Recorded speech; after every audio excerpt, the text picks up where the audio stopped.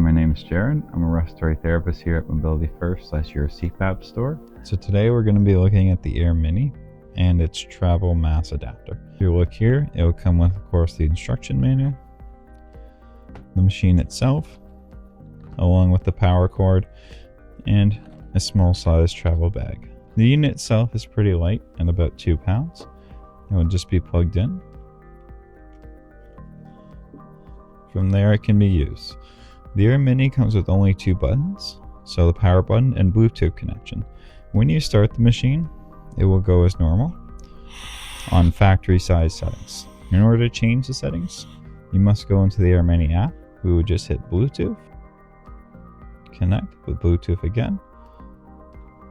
Once you've found it, you can then link and get reports from it. I'm just going to grab what's called our F20 setup kit by ResMed. It comes with one HME, or also known as a human moisture exchanger. This is how you're going to receive your humidity, which will go right in the mask, like so. It will come with a guidebook on how to install it as well. For now, all we're going to do, grab our tubing. One side will lock to the machine. The other side will connect straight to the mask. So we're going to remove our standard connection and add in our AirMini connection. From there, you would either breathe normally if you have SmartStart enabled, or just hit the button and it should start on its own. So if I take it off, you can hear it better.